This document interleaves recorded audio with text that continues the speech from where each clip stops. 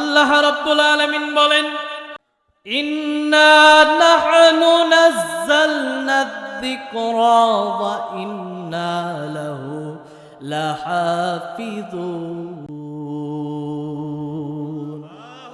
আল্লাহ রাব্বুল আলামিন বললেন, কোরআন আমি আল্লাহ রাব্বুল আলামিন নিজে নাযিল করেছি,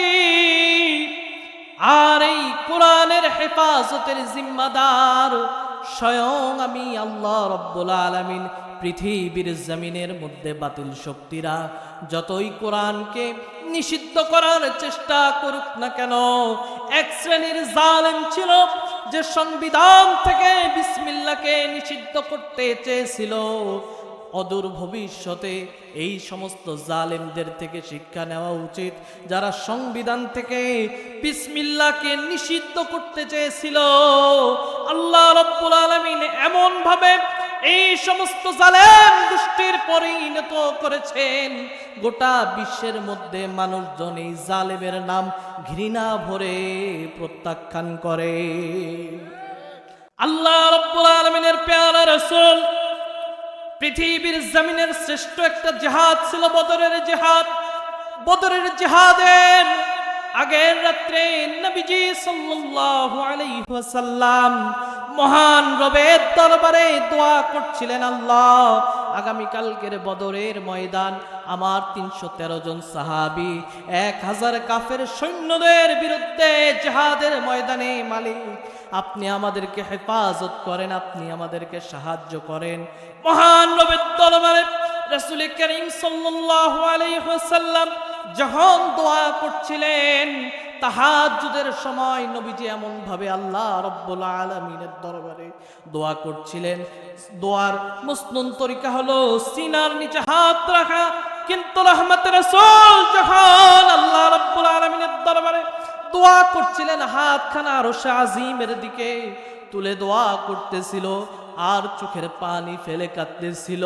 নবীজির কান্না দেখে হযরতে আবু বকর সিদ্দিক রাদিয়াল্লাহু তাআলা আনহু পিছন দিক থেকে এসে জড়ায়া ধরে বলতেছেন, হাসবুকা ইয়া রাসূলুল্লাহ, হাসবুকা ইয়া রাসূলুল্লাহ। নবীজি যথেষ্ট হয়েছে, যথেষ্ট হয়েছে। আমাদের মন বলে আগামী কালকের বদরের প্রান্তরে মহান রব্বুল আলামিন আপনারা জিহাদের ময়দানে সহযোগিতা করবেন। যখন নবীজির কাছে হযরতে আবু বকর এই কথা বললেন, হযরতে জিবরাইল আমিন সে ডাক দিয়ে বলতে, রাসূলুল্লাহ মহান আরশে আজিমের মালিকের পক্ষ থেকে ঘোষণা হয়েছে আগামী কালকের বদরের প্রান্তরের জন্য আল্লাহ 1000 ফেরেশতা মোতায়েন করবেন। নবীজি বললেন, জিবরাইল কম আছে নাকি রে মালিকের দরবারে? আল্লাহ এর পরে দিলেন 2000। আবার নবীজি যখন আল্লাহ রাব্বুল আলামিনের দরবারে দোয়া করলেন, আল্লাহ রাব্বুল আলামিন বদরের প্রান্তরের জন্য 5000 ফেরেশতা মোতায়েন করে দিলেন। আল্লাহ পাক বলেন, ওয়া মাকারু ওয়া মাকারাল্লাহ আল্লাহু খায়রুল মাকিরিন।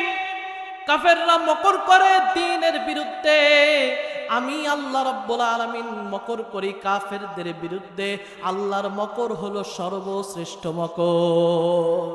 সম্মানিত প্রিয় ভাইরা আমার, এই জন্যে হতাশ হওয়ার কোনো কারণ নাই, টেনশনের কোনো কারণ নাই। আগামীর দিন হলো কোরআনের দিন, বলেন ঠিক কিনা?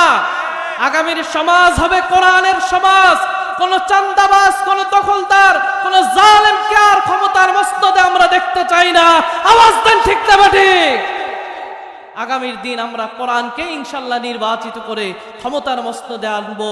আল্লাহ রাব্বুল আলামিন যেন মাতা নাসরুল্লাহ, আল্লাহর সাহায্য যেন আমাদের উপর থাকে, এই আশাবাদ ব্যক্ত করে আজকের আলোচনা এখানেই রাখছি। ওমা আলাইনা ইল্লাল বালাগ। আসসালামু আলাইকুম ওয়া রাহমাতুল্লাহি।